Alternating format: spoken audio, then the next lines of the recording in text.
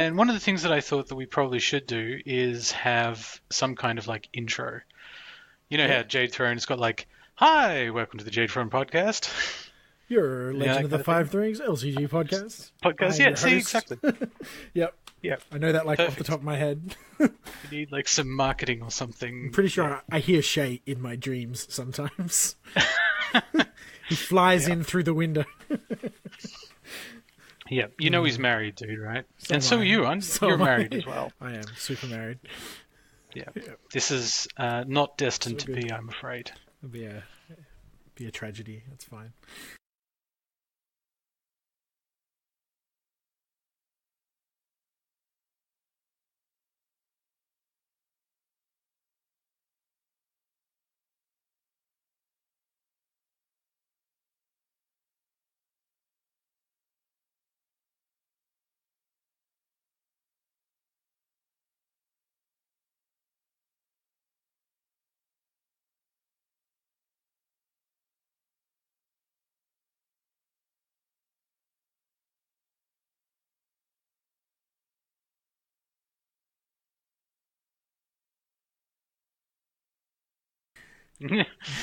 All right, well, so how you been? Yeah, I've been good. I've been working a lot, but I've managed to squeeze in quite a few games on Discord, bits and pieces. Because I've got a lot of competition. I've had a bit of a lull. I had like 2 or 3 weeks with no competitive events other than Discord League. So that's been a nice breather to try some other stuff. I've done a Crane version of my cheap and nasty deck, which is super fun. It's like 23 zero cost attachments, one of which is that Dragon Fire card that gives all your cards ancestral. Oh, you mean it's like it's a Crane Clan deck with Dragon Splash, but it's like cheap and nasty, same idea. Yeah, absolutely. So, but it's mostly a bit of fun. But I run Compass because it's the greatest card ever. But the short of it was, you load up your guys with all these zero cost attachments, right? And you just bid high. So your guys get huge and they do amazing things because they're massive and they're already Crane personalities, so they're good. And then Adopted Kin is the card. So by the time by the time my people leave play, all of these zero cost attachments come back to my hand and I just do them all again. So it works super good. But all the people as well. The other gimmick, there's 3 gimmicks. There's that, and then the Dynasty side, the gimmick is everybody is 3 cost and above, or almost exactly 3 or 4 costs. So I only play 1 person a turn with 3 or 4 fade on them. It's just a constant loading. And then my provinces are Feast or Famine, Shameful Display, Upholding Authority, Magistrate Station. So my entire row is disgusting, and nothing is good to run into. So Feast or Famine, God, I love it. Yep, there's no fun there to be had by anybody. So, yeah, anyway, so that's been super fun, toying with that a bit. But yeah, how about you? What have you been up to? I've been trying to prep for events, and I've been testing out some cards in the Phoenix standard Phoenix. You know, the I want to call it Mains with Toys, but it's not. It's what do we call it? Phoenix Good Stuff. The good stuff. Yep. So the things I was testing was like Walking the Way just in that deck to try and make the Dynasty side a bit more consistent, and I've been testing out Compass as well, and I've been testing out Ancestral Shrine. And I'm still kind of on the fence about Ancestral Shrine. I feel like it's good, but my deck has got something horrible like 10, maybe 12 holdings in it, plus 3 Mere Mystics, so it's a bit tough. And I've decided that Walking the Way is not actually going to make the final cut. I think I'll try and just keep it going with Compass. Yeah. And the thing about Compass, of course, is that I actually do miss the extra +1 over. Yeah. Okay. And the other thing is, do you know what? I feel like I've actually gotten worse at the game. I think coming over here to Hong Kong, I've gotten a bit lazy. You know, the players that I play against aren't necessarily quite the same caliber as the people I used to play against. Not like high competitive players. Yeah. Yeah, and so I feel like actually there are definitely some good players here, right? So there are games to be had, but I feel like just my overall game knowledge of the game and the meta and things like that is probably going a bit backwards. And I think I'll tell you what, I'm trying to bring in some players like from my work, or people ask me what my hobbies are, and then they're sort of interested. So I'm like, well, come over, I'll show you, we'll demo the game, and you can see what it's like. So absolute cult leader. You're just trying to rope people. I need it, man. So I demoed the game to one of the guys at work, and he's been over to my place a couple of times. I think we've played 4 games in total. He's never played the game before. He's never played card games before. I give him a bloody crab deck, and he beats me 3 out of 4 times. That's hilarious. Yeah, hilarious. That was my first thought as well. Was it a pretty straightforward crab deck, and were you going easy though, or? Oh yeah, no. Definitely a straightforward crab deck. Oh, Merlin, what's going on? I think though, what's happened? Were you playing Phoenix? Yeah. So this is, I was just playing my test deck, my Kotei test deck. So doesn't bode well for your Kotei deck. No, I'll tell you that much. It doesn't at all. There's a whole bunch of other Phoenix players just that their Hatamoto dreams substantially increase in likelihood. Yeah. And we'll talk about it in a minute, but I had a look at the results from Atlanta, and Phoenix should be fucking crushing Crab according to that. Do you think maybe the restricted list changes and the errata to Tadaka and stuff has just flipped your Phoenix around a bit? Yeah, I think I probably don't have as much knowledge of my deck as I thought I did, or I've forgotten or something. I think it's definitely about my play rather than my opponent's play, because of course, being a new player, I want to make sure he has as much opportunities to see what the game does and the cards do and things like that. So I'm reminding you of things like Watch Commander triggers and Spyglass triggers and things like that. And I think there's also an element of he's probably got pretty good instincts for the game. He's good at the economic side of things, right? His buying patterns are pretty good. He makes poor, less than optimal decisions around when to attack and when to defend and how many to defend with and things like that. Yeah. But he's still beating me, like straight up. I think a lot of that comes from just play experience, like learning to see when your opponent is leaving themselves open on purpose because they almost definitely have a drop bear in hand. And what you learn eventually is that almost everybody runs drops of some kind, right? Like everyone's got a conflict character. And you know what it is as well, is that often games are won or lost on the back of mistakes.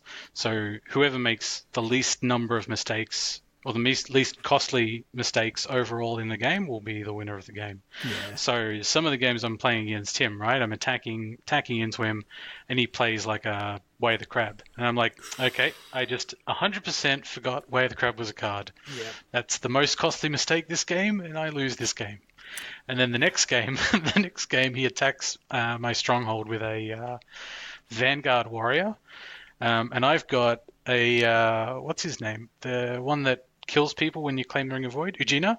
Oh, yeah. I've got that on the table. So he attacks. He pops the Vanguard Warrior. I defend, the ring. He pops the Vanguard Warrior, puts a Fate on the only other character in play that he has without a Fate. So now Ugina is going to gobble up one of my guys. So there goes that. Oh, that's savage. I've seen Ugina... he goes a bit crazy sometimes. As soon as he's off the chain, he can really punish. He honestly is way better than I thought he was going to be. Like, I thought it'd be a little easier to stitch your opponent up to sort of hurt themselves, but it's not. Like the fact that they just get to pick someone that's got no fate and can just fate their own guys. It really makes a very big difference. Yeah, and a lot of players are countering Ugina with things like Finger of Jade, and I thought about putting Finger of Jade in the Crab deck, but then I realized last night actually it doesn't need it because it's just got 1,001 saves anyway, so forget it. You just use one of your saves. Doesn't Ugina go around saves in Crab? No, I don't think so. Because it says discarded from play, and is the ruling not that Ugina removes from play, is not discarded? I don't think that it's any different. Okay. Off the top of my head, I yeah, haven't. I'm pretty sure that's the case. I don't really play Crab or Phoenix that much, so I've not really. Mm. I've rarely been in that position to have to see.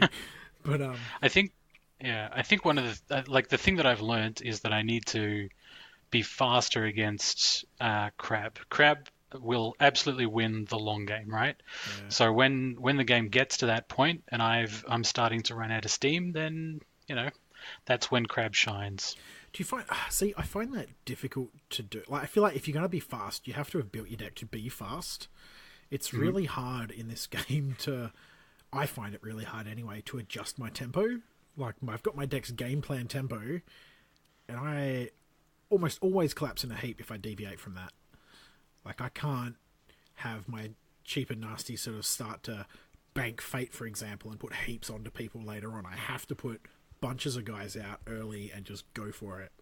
Otherwise, it doesn't work. And the reverse is also true. If I play decks where I need to sort of bank on big people, if I suddenly realize I'm playing against like Crab and I have to just drop a couple of guys early and hit as much as I can, it just doesn't come off. It doesn't work out. I end up with empty boards and nothing in my hand and low honor and just in this horrible backseat sort of situation. Mm.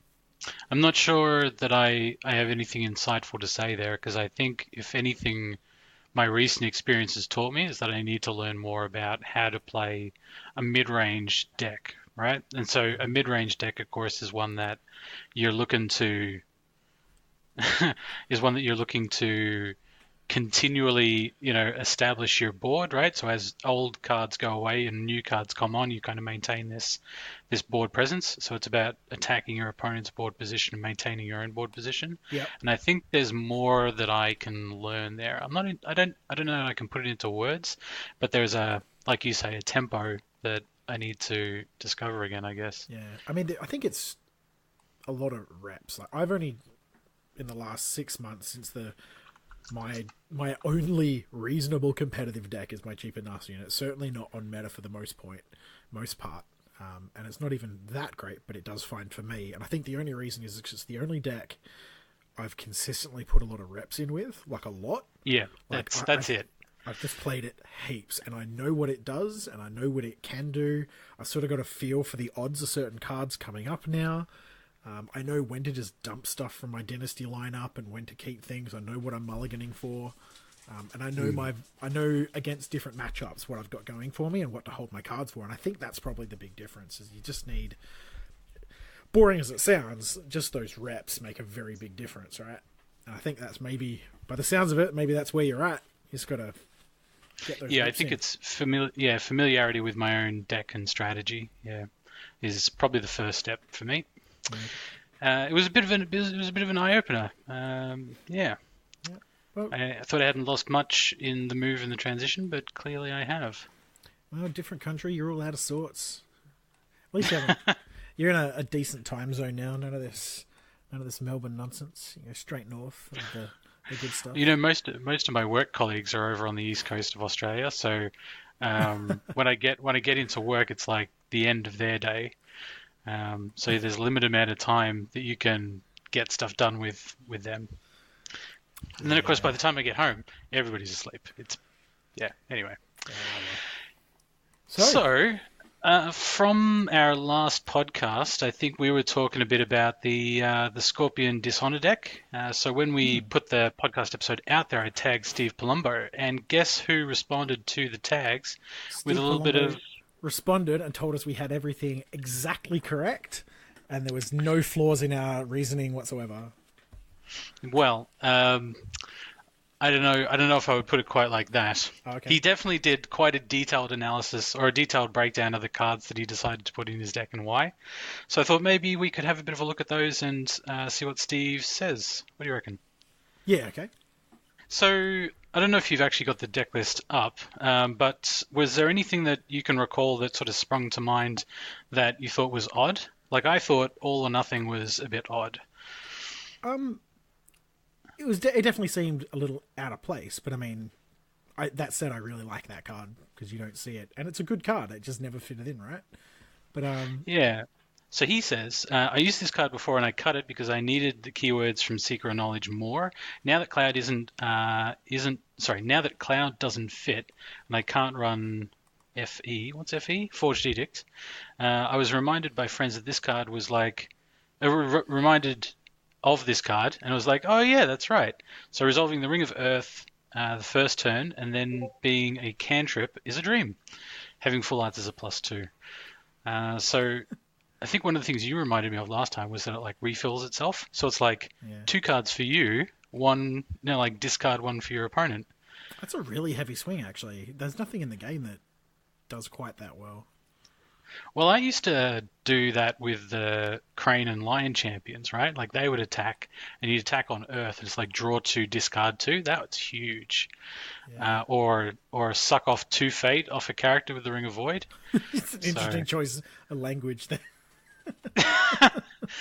Where's your mind at? I didn't even think of it, obviously, because I said it. But, It's in the gutter where us scorpions live, mate. But yeah, no, okay. So was there any other commentary? But you were pretty well right about that card though. That it was a really good card draw option. Yep. Sounds about right. He says contingency plan. Also, he wants to bump that up to a 2 of because it works so well with duels. So there was the dueling dynasty character, the Scorpion dueling dynasty character. Yep. Something duelist. Sneaky duelist. There's a loyal challenger, which is the 1/3 courtier duelist who blanks people. Super good. I think that's the one. That's the little one, and then there's the another one. There's like a Bushi version who has like inverse composure. +2 or something. No one plays that one because it's a 2/1 with 2 glory. Insolent rival. That's the one. That's the other one with a built-in jewel. So that's got a dishonor jewel built in. So yeah, but yeah, they're both fine. But yeah, the loyal challenger. A personality with blank an opponent's text box for a jewel is really good, and it's got that thing that generates you honor. It's just a passive trait. That's generated me a lot of honor in past games. So yeah, super good card. And remember, I said that I thought the dragon matchup versus Scorpion favored the Scorpion, and I was really interested in what the other guy's deck was that beat this deck. Yeah. So his comment was, I don't think he gave us a deck, but he said there's probably a few things that hurt the Scorpion Dishonor deck, which is things that look at and discard cards from your hands, like the Investigator, the Alchemist, obviously to take off the Dishonor tokens, and the Tranquil Philosopher. He says, what's that one do? Tranquil Philosopher. Oh, that's the one. It moves. It's a new one. It's a 2/2 monk for 3. It's a 3 coster, so out of the assassination range, and it generates an honor every turn. Okay. If I'm thinking of the right one, I'm gonna have to look it up because. All right. Well, while you look it up, I think that was. There's if anybody's interested in reading Palumbo's sort of full responses to the card choices, it's on the on the global L5R LCG Facebook group in the response to last week's episode. Nice. So feel free. Cheers. Love getting comments. Makes me feel all special. Tranquil Philosopher? Yeah. Tranquil Philosopher it's a 2/2, 2 glory, and you move a fate each. So as an action, you move a fate from an unclaimed ring. You move it from an unclaimed ring to another unclaimed ring, and then you just gain 1 honor. So you shuffle some fate around on rings and gain honor every turn, which is pretty good. Yeah, I bet it would slow things down for sure. All right. So that's all the follow-up I had. You didn't want to talk about anything in particular from last cast?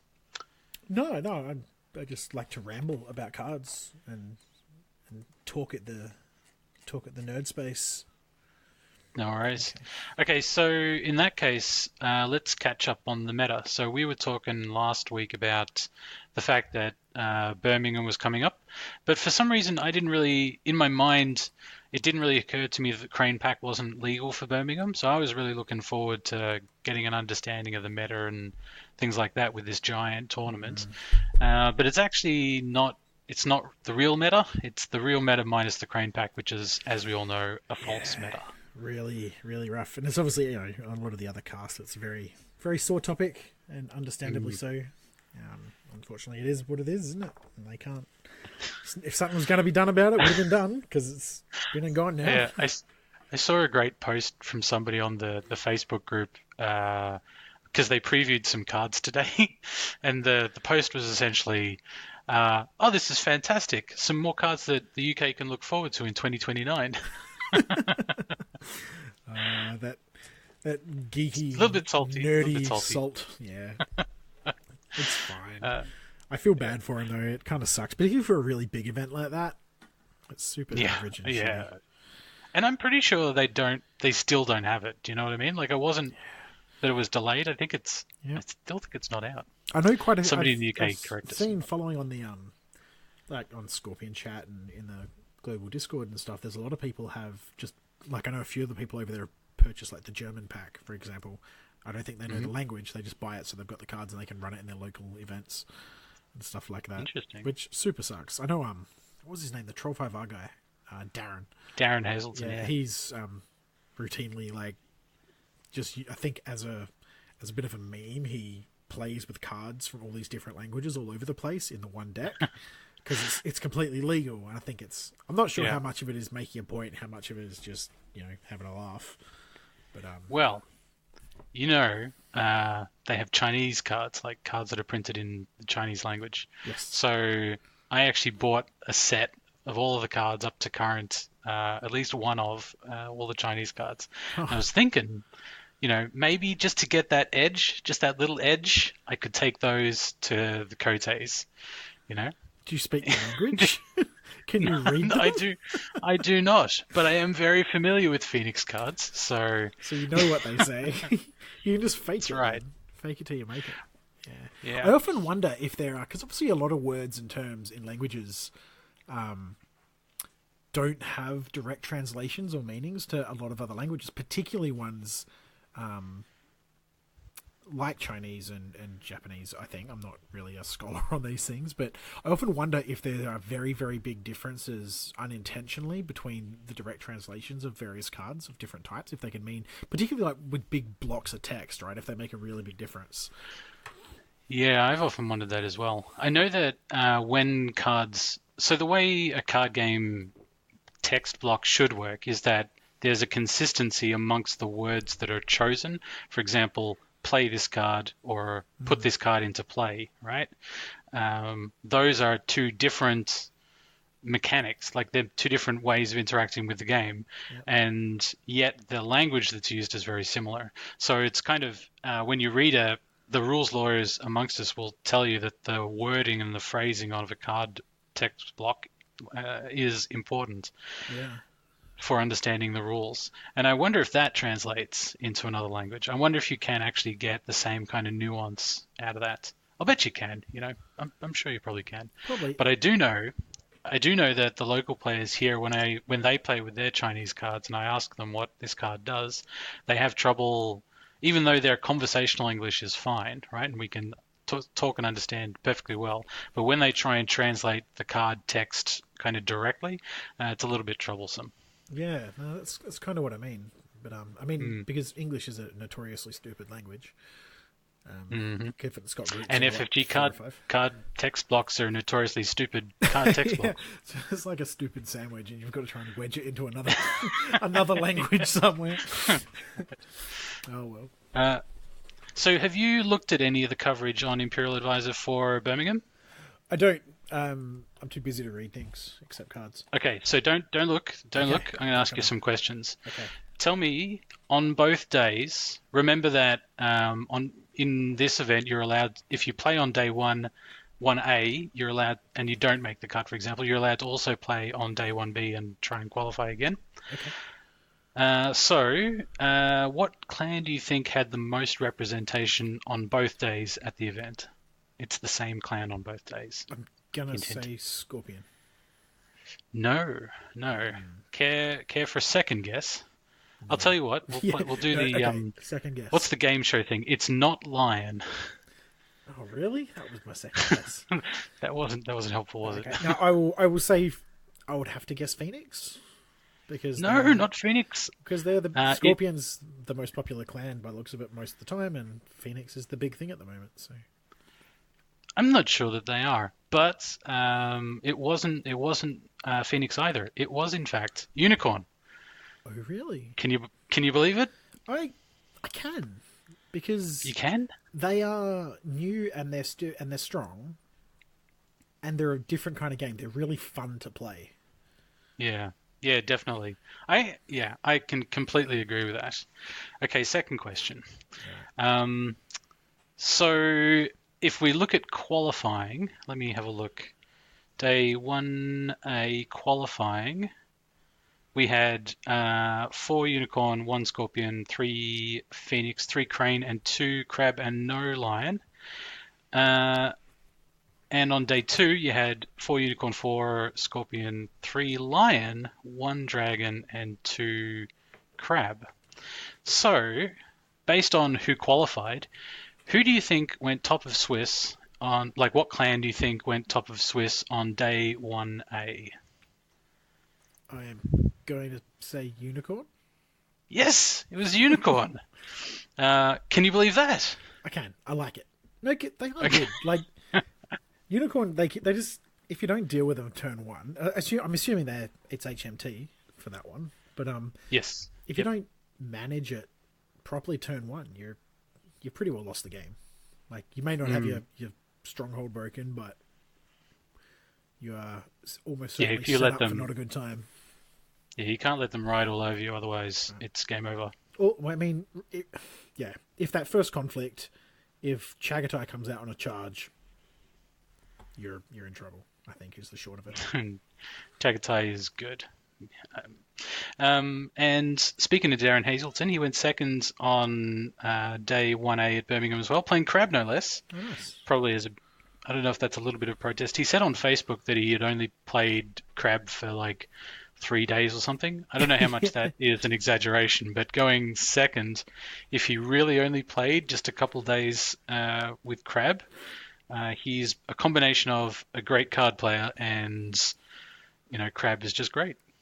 But they also like you don't have to have played Crab a lot recently to know how to play Crab. Sure, because, just rub it in. Just fucking rub it in. No, I'm just saying, like, because Crab have been the same for ages, right? Like they haven't changed a lot in a long time. They've just gotten slightly better with cards like Fight On and whatever else they run with these days. Most of the stuff's the same as it used to be, but Slightly better. Fight On's a big win for Crab, I think. it is. And having non-Earth rolls, I think, makes a big difference. They were stuck in the very Earth zone flavorful. for ages. Yeah, that's it. But like Earth just has nothing at all going for it. Like, Yeah. yeah, except there's a few rando cards out there, but nothing anyone cares about yet. So that Phoenix card will be the first one. It'll be a game changer. The Phoenix card? Earth becomes Sky. Oh, yeah. At Gen Con, they've got like an open rolls event where I think you can pick any role. I think that's the rule. And I'm definitely planning on taking that card because that card looks sick. How far away is Gen Con? 8 weeks? So will that Maybe 7 weeks. Is Earth Become Sky going to be out by then? Is that the first pack? I don't know. I'm hopeful. It's out in Germany apparently. So Oh, really? Nice. well, I really like that card though. I think it's super good. yeah, I got that from Shootriver on one of his announcement posts on the Discord server. So Okay. I'm just trusting that that's correct. Nice. All right. All right. So that was 1A. Day 2, I won't go into, but overall, do you know who won the event? Like what clan won the event? I want to say Scorpion. You would not be correct. In fact, Scorpion didn't get past the top 16. Now, is it top 16? They will Yeah, be fine. 16. No, that's because they have been too successful and they're getting too much attention. And we think that maybe People are mettering against them. yeah. So now we just need to everyone just relax for a bit, lull everybody into a false sense of security before Worlds later on. Yeah. They strike. Yeah. Scorpion were defeated by a lion, a unicorn, and a crane. Well, I think that just goes to show that it was on purpose. It does? Yeah. If you get defeated by Okay. a lion, clearly you meant for that to happen. Ooh. Ooh. on Burn. on purpose. Yeah, okay. So it was a face-off between our very own Shogun, Eric Balhus, and Nice. David Hoyland, who I haven't heard his name before, but I think I see him pop up occasionally on the Facebook group. Playing Crab. Crab versus Crane. Nice. Crab crushes Crane. Is that a known thing or? Well, if you look at the clan matchups from day 1 and 2, at least in this event, Crab had a 71% win rate versus Crane. So I think based on that data, they're favoured in that matchup. What do you reckon it is that makes that matchup so rough? I couldn't say for sure, but my instinct tells me it's that staying power, right? It's the ability to build up the board and outlast your opponent, waiting for a point where your opponent's board position is weak and attacking at that point. But why is that especially good against Crane? You know what? I'm probably the wrong person to ask, given that I've just been defeated by a nub Crab Clan player in the last couple of days. So bitter. All right, so I know this is a fake matter and all, but Phoenix versus Crab, Phoenix have like a 70% win rate against Crab, so that doesn't help me at all. Yeah, okay. That is. I'm not bitter. I'm fine. I'm not bitter. bitter. You'll be okay. No. Just drown your sorrows in bourbon and ice cream. I'm trying to be good. I'm trying to be so good, but it doesn't help. It does not help. Yep. Ruining lives one game at a time. Mm-hmm. I want to make note, I think, of some of the Seattle Kotei. So the Seattle Kotei was run under a current meta, and there weren't quite as many unicorns. Scorpion was the most represented clan in that event, but not by much. It was 16 Scorpion with 14 unicorn and 14 crane, and like one lion somewhere. Yeah, I think obviously the unicorn and crane packs, there are a lot to do with that because they're both so recent. And for a lot of people, these will be the first events with those cards. Mm-hmm. But Crab took out that event as well. Very own Anil Seetharam. Sorry, don't kill me. With I think. Wait a second. Am I getting that right? No, he was in the finals versus Kevin Ho. Kevin Ho took that one out with Scorpion. Kevin Ho faced a lion and defeated him, a unicorn and defeated him. This is in the top cut, and then a crab and defeated the crab. Crab though did go second and third overall in the event. Yeah, I think they want to watch out for. I mean, Crab they haven't got a pack yet. They haven't. I think the fact that Crab have not received any real substantial buffs for quite some time, I think makes them more dangerous. Because sooner or later they're going to just get an influx of cards that's going to tip them over. I think, and I think I've said this before. They're going to get silly. Actually, that could probably segue us over to those spoilers. Yeah, I was going to say they kind of maybe are getting an influx of really good cards. Because some of those cards, I mean, keeping in mind these spoilers we're about to rattle off, they are pack 5 of the next cycle. Is that correct? Mm-hmm. And so allegedly. Yeah, so Scene of the Crime is in the list of spoilers, but I think that was one that we saw a spoiler for when the alleged pack 1 from Germany got released. Yeah. Anyway, and it's card number 2 in the set actually. I think if it's not, if this is pack 5 of that set, I mean that means the Crab clan pack is going to be pretty well on top of it. So there's going to be a lot of rough stuff bouncing around at that point. Shall we talk about what exactly? So, no, let's just say that there are cards and not talk about them at all. So I think that there are a bunch of Crab cards here, but the two in particular that I think make Crab super dangerous Is first of all the crab only free reprieve, which is Withstand the Darkness, Yeah. which is the 0 cost event. And after someone plays an event that chooses a crab character, so after an opponent targets a crab character, you put a fate on them for free. You like this card? It is so good. You think so? I'm not so sure. How is it not? Like, I don't. Well, how is it? How is it not? So I guess you can spend the fate and do the reprieve, and it's kind of the same thing. How many cards in your conflict deck do you really want to do these kinds of effects? All of Is them.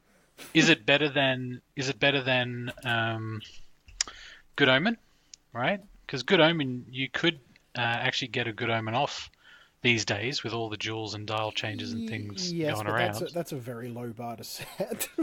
But this is all this takes is your opponent to play an event. Like most events will target something you have. Like all the common events, they all do the same thing, right? And all this does is drop a fate on a guy.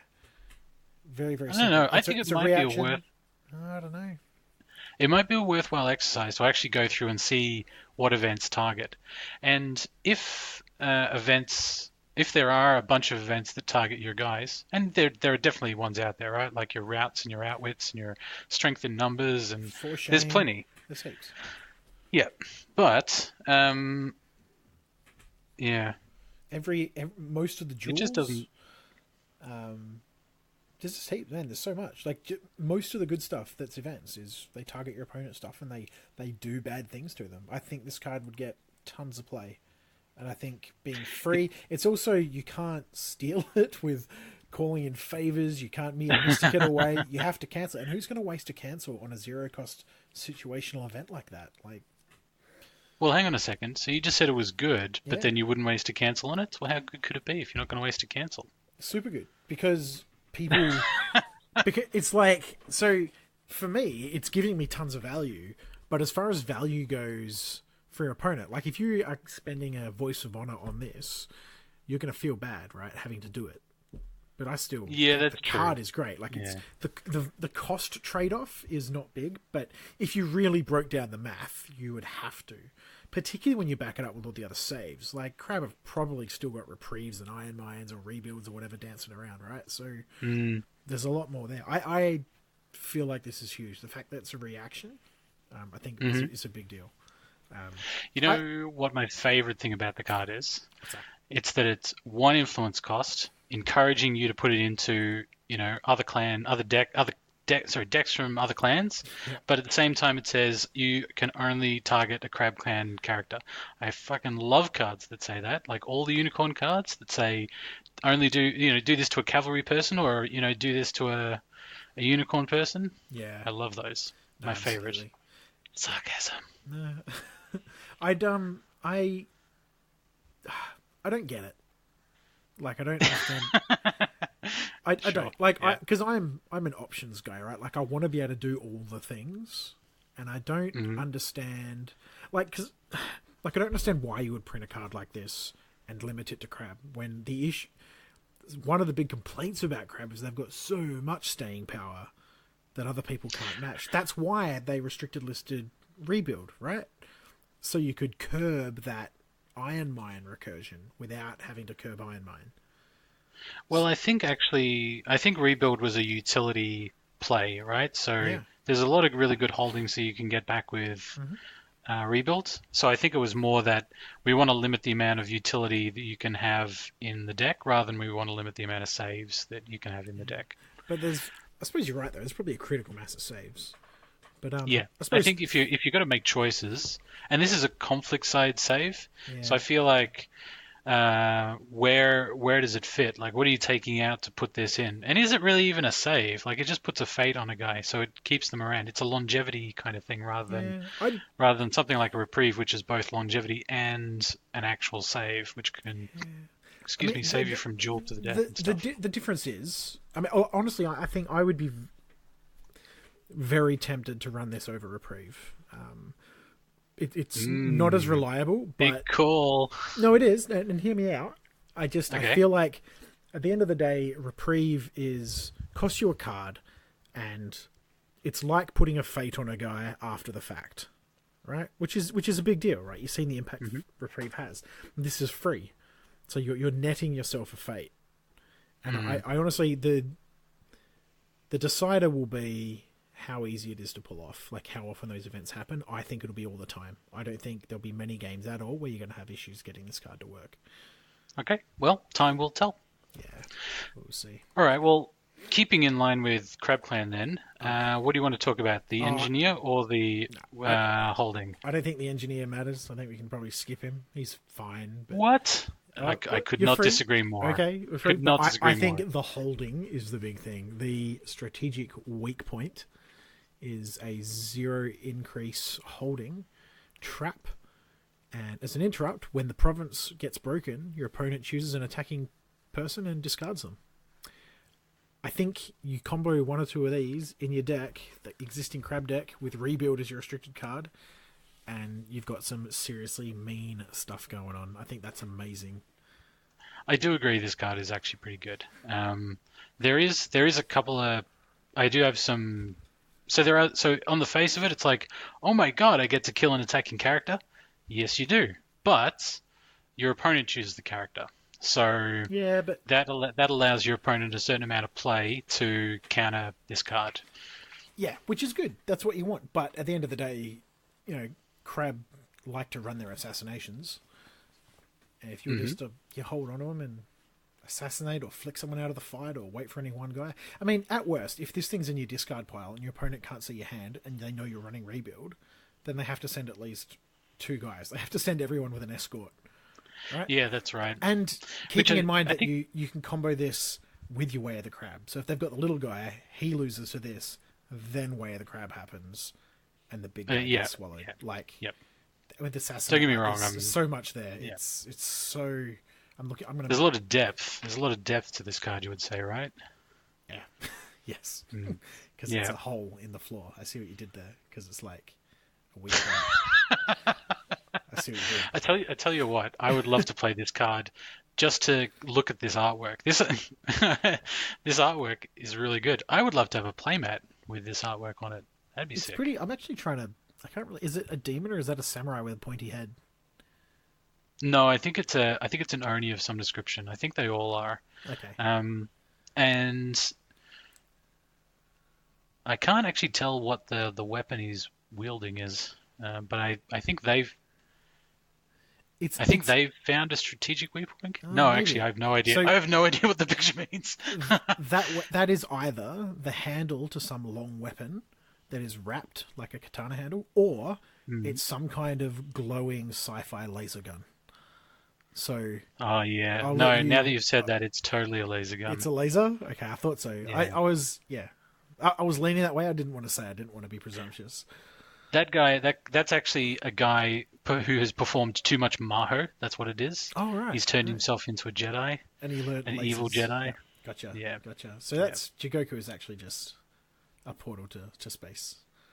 Oh yeah, Is that it's where- the multiverse, dude. Yep. It's the fictional multiverse We've unlocked where it all further. works of fiction. Yeah, we crossed over into Game of Thrones a couple weeks back.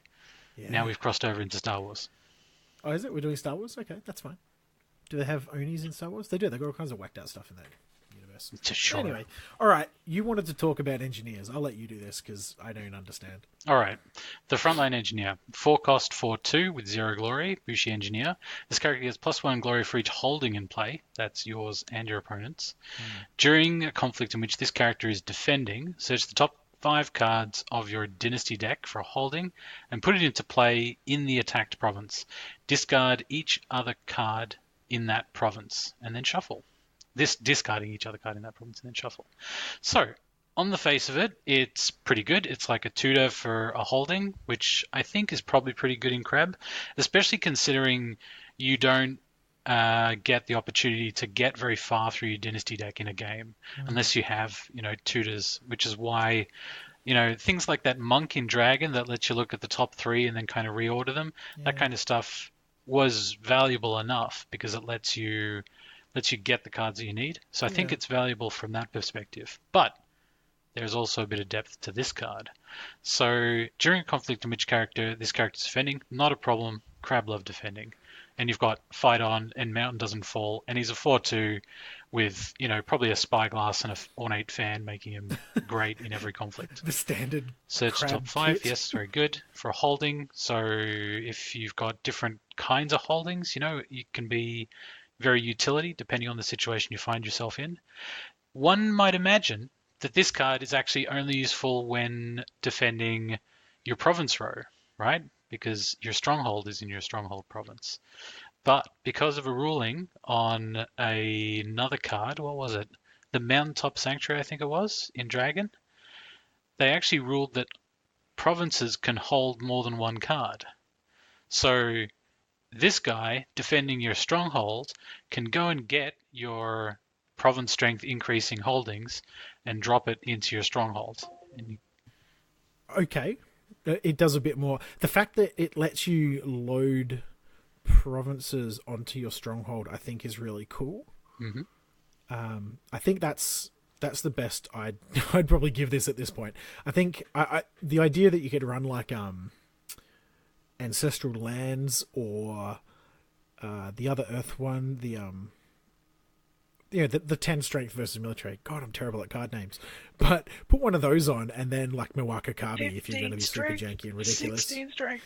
16 strength on your box, just as a base. If I was angling this guy and I was trying to get that kind of stuff done, I'd probably I wouldn't go that high. I'd probably run Pilgrimage, to be honest. I think. Sure. Yeah. And a 10 or 11 strength Pilgrimage is pretty good as your last line of defense. Yeah. Yeah, like if that's the only thing your opponent's got to attack, then he just has to completely finish you off. He can no longer farm rings. They can't just chisel you down. Early game, right? Crab have great holdings for all stages of the game, right? So early game, you can get your saves out to get your staying power. Mid game, you can get out your things like Cooney Labs, right? To really start to get a whole lot of strength on the board and start attacking your opponent. Late game, if they happen to be on your box, you can do that kind of stuff. And there's just tons of really good holdings, man. Let me throw something out for you, all right? Go on. Okay, so you're running... Break it down. Let me paint a picture. So you're running a Seeker roll for Crab. Not off the wall, right? Seeker or Water. Keeper or Water roll. So you're running a Keeper. All right? So you've churned it. You're running Mia Satoshi, standard Crab. So you turn it. You got all these holdings in your discard. You're up to your stronghold. Mm-hmm. So but under your stronghold, you're running Abandoning Honor. Okay? So when your stronghold breaks, as an interrupt, you destroy a dishonored person. You also are putting under there strategic weak point. So another person who you will have also dishonored gets destroyed, and then right at the end you strike with backhanded compliments, and then they break your province, lose 2 honor, and they lose the game. Yeah, no. So the backhanded compliments. Your timing is off. You can't play the backhandeds. You have to have them at 2 honor for this thing to work. So I'm putting that in the category. No, but if you have backhandeds, you just play them during the conflict, and they'll be like, "Oh no, I've already committed." What are you? So if you've got 2 dishonored personalities on the table, why don't you just put something good on your stronghold and let them leave play at the end of the phase? Don't get me wrong. I love the effort, but it's a last minute, a last ditch effort. Yeah, everyone's on. You're both on 1 because you're playing Crab, and you've got Watch Commander in play. So they can't play events. Yep. I'm reaching. Yep. All right. Yep. Look, it's a deck I'm almost definitely going to build and never ever get it to work. but it's strategic weak point I think is actually good. I know the Crabs are not. The Crab really players aren't really rating it too much, I think, or maybe they are. Or maybe I've just misunderstood. But like, there's a lot of tools. So the Engineer and Talisman and Rebuild means that this card you can exploit when this card would be good, right? And you punish people for their mistakes, and I think that makes a good card. So the reason I suppose it depends on the deck you're building. For any crab deck running Rebuild, which plenty do already because of Rebuild Iron Mine, right? Most of those decks are still running Mia Satoshi, and they just mill most of their Dynasty deck. Completely faded there for a second. They mill most of their Dynasty deck. So, it gives them all their keepers. They dig for their Karada district. All of that stuff works really well for them, and they got all these cards in their discard pile, right? So they then can just use the rebuilds, and they pick out whatever they want whenever they need it, which will include strategic weak point. Which, as soon as you see it down there and they're running rebuild, as I said before, you can't attack with just a tower anymore because they just let it go.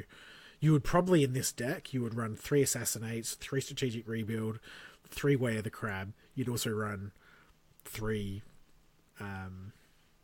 of all that stuff. So you'd run Assassinate, Rebuild, Way of the Crab, 3 Strategic Weak Point, and you just load up, and you'd all just have all those explode provinces. Yeah, you could put attack breaks. You could put like Wicked Tetsubo and stuff like that in your deck, and that'd be kind of cool too. Like it could just be a murder deck, murdering crab. Just like a berserker theme. Just everything dies. It's all in, all out. And you just strike. Look, I think it'd be good. But for that reason, I don't think that sort of deck sees Frontline Engineer at all. I think Frontline Engineer is maybe a more slow, methodical crab deck, which is fine. Time but certainly will not. tell. I think. Yeah. I mean, what else can we say about that? I think. Anyway. So the big card. I don't know how to transition into the next card because I'm so excited about the next card. Did you want to? Are we talking about the new box? Of course we are.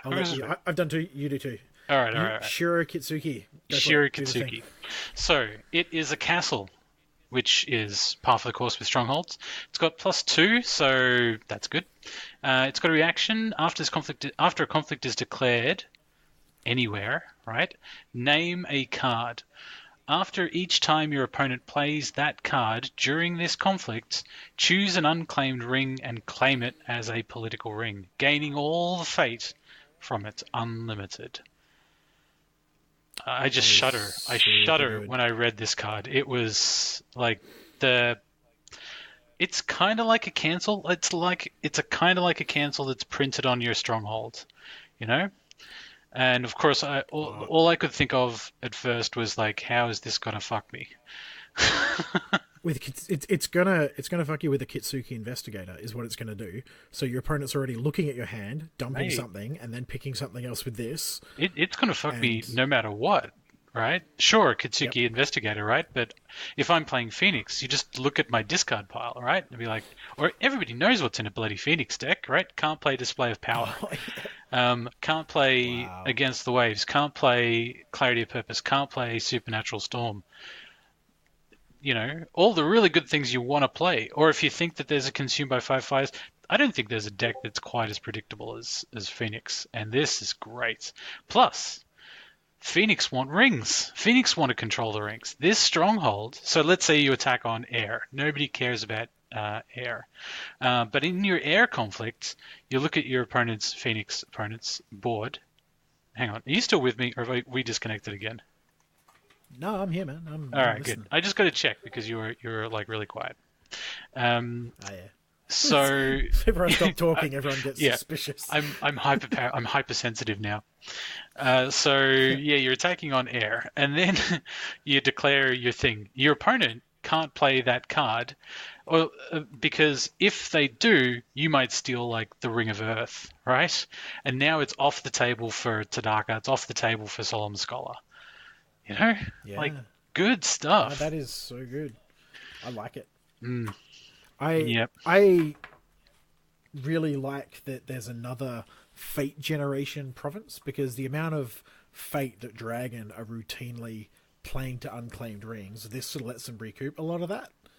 But I don't think they've ever lost that Fate though, right? Like I think a good Dragon player plays those cards that put Fate on rings, and then they do it at a time when it either doesn't matter or they just go get that Fate again, like that's the ring they were going to attack on next, something like that. Yes, but that's when they're playing really carefully. And there are a lot of dragon cards that will like apply fate to every ring at once, for example. Are there a lot? Or I as think another there's like example, two. I well, guess there's that's there's a one lot. that's just been spoiled. Well, there's one that's just been spoiled, which is I think deduction. Is that the one? No, Uh, there's a card that yeah. was spoiled recently, which basically puts a fate on every unclaimed ring. Oh, Um, it was the Army of the Rising Wave. Yeah. There's a that's those character guys. you Okay, buy yeah, it and it's it just a big puts a person. fate on.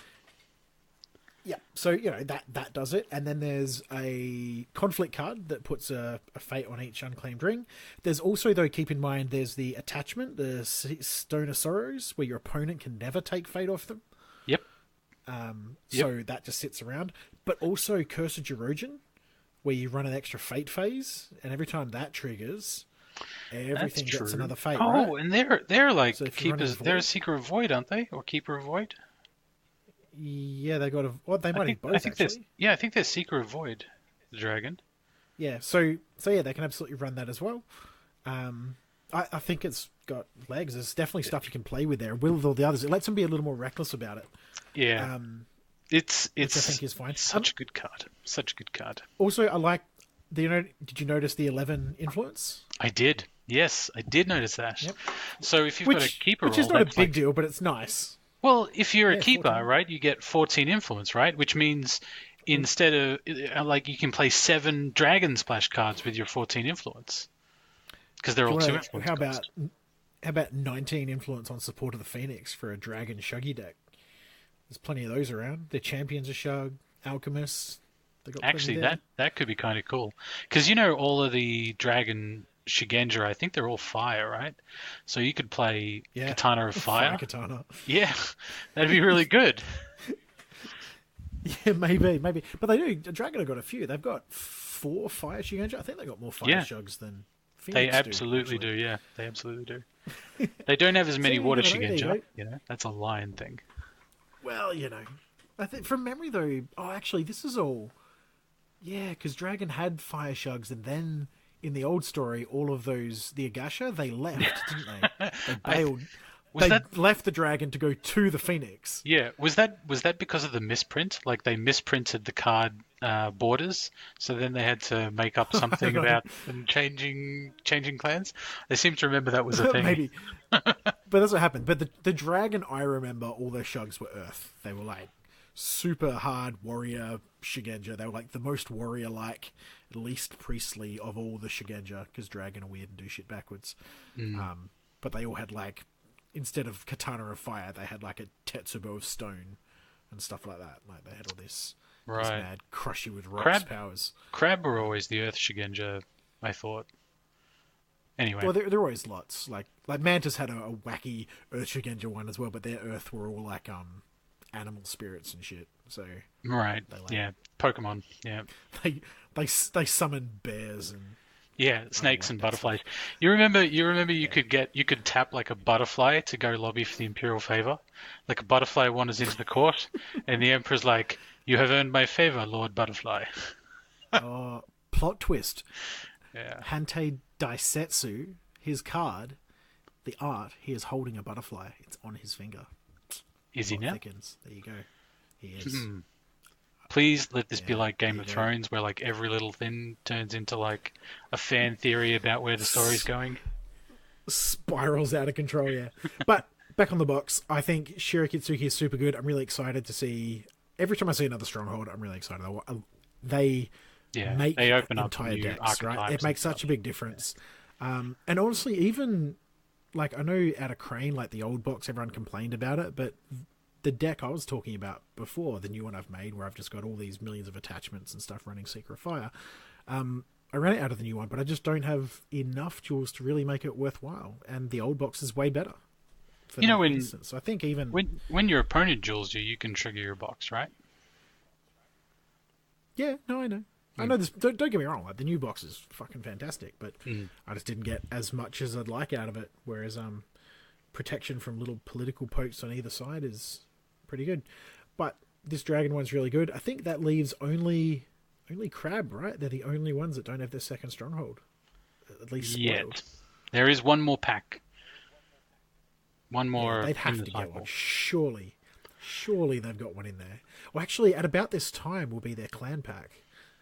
Will it? So, I don't actually know well, what the it'd have schedule to on be. clan packs is. Well, because there are 4 already released, that Lion is next, which should mean that by this time, this will be like just before Worlds, I think. Yeah, it could. Because this is like pack 5. There might be, is it 5 or 6 packs? No, it's 6. 6. So there'll be Yeah. another pack after this. And then the Dragon pack is after Worlds. So it won't be legal. But this does mean that Dragon will have their second stronghold for Worlds, which is exciting. Definitely, potentially. Yep. Well, they will, because the Dragon pack only just misses out, and that'll be well after this, I think. Well, it depends on when this it's meant to this whole release cycle starts, right? So it's already June. Was it not? So if it's one a month, Was it not one? I suppose the cycle hasn't even started, has it? yeah, and it's one not month it's to not take it to the it's end, not 6 and 6. It's one a month. No. Yeah. No. Okay. Well, hopefully that comes out soon. I've feeling we'll see pack 1 in June. So I feel like some people have already got it. So No, but look, I'm really keen. I'm going to have a great time with this stronghold. I saw it and I immediately thought, Meek Informant, just spy the hand, and then trigger stuff. Look what your opponent's got. Steal fate everywhere. I like it. yeah, I like it too. It's interesting. I like interesting cards. So I think this is probably about time where we have to customarily mention the Australian Kotei. Are you going? Have you decided that that's the thing you're doing? I've decided I absolutely 100% want to, but But you haven't bought your yet. tickets and I haven't done the logistics, but as soon as I know, I'll absolutely do it. But I'll need to probably hammer that down soon. Flights are the big thing from over here. It's like really expensive. yeah. But You and me both, mate. yeah, true that. True Tell that. you what, I'll fly over and pick you up, and we'll go together. Done. I'll do like a Batman, right? Like we'll get the plane to go really low, and we'll lower out a line at the back of the plane, and you can hook onto it, and we'll just reel you in. Just a giant gnarly skyhook. Yeah. So the Kotei for Australia is on August the 10th in New South Wales, near Sydney. It's about, 20-30 minutes out of Sydney in Bankstown at the Bankstown Sports Club. And it's run by FFGOP, as I understand it, not hosted by any particular store. Unlike the Australian Grand Championship, which is our Nationals event, which is on November the 23rd, and at Ace Comics and Games in Brisbane, which is in Ipswich, which I think is relatively close. Yeah, I'm pretty sure that's the big hub for L5R in Brisbane and in Queensland. As I see that come up on Discord all the time, and Facebook, Ace Comics and Cards is having another event. Yeah, absolutely. So I guess locally we've got our Elemental Championship in Perth on the 22nd of June. So that is, hang on, is that right? Yep. Isn't it the same day as one of the Sydney ones? Yeah, it might be. Yeah, so I can't go to both. I have to choose which one. Well, Perth is Perth. Perth is closer. Yeah, but I am super keen because we haven't had a... Oh, sorry, no. That's our next event. 20th of July is our Elemental Championship. I got confused with 2 events. I thought that sounded wrong. I was really like, hang on a second. That's a bit off. But yeah, 20th of July is our EC. Is that like a phase 1? Well, it must be a phase 2 EC, right? No.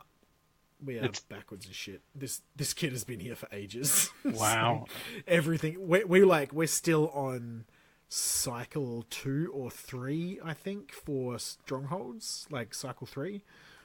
Cycle 3. Oh, well, actually, that's okay because nobody in whatever Australia has got season 4 of the Stronghold. Actually, is that true? No, I think they've just recently arrived. So I think they're getting scheduled now. But yeah, I'm super keen to have that big event. I don't know how that's going to go because the people who do really well over here tends to cycle quite a bit, which is really good. Like, I like that we don't have an established winner all the time that always dominates. I think there's a good mix of solid players over here, and like different clans. Like, you get plenty of unicorns, sometimes Phoenix, sometimes Scorpion, even Crab. It mixes up quite a lot. But I'm really keen. But they are the events coming up. I think that's it from me, though. They are the 3 events. I feel like I've rambled for long enough. We got some pretty intense editing to do this time. This episode's been all over the shop. Yeah. But you know, what else do you expect out of the Hidden City Rollers, right? I mean, it's lo-fi podcasting at its best.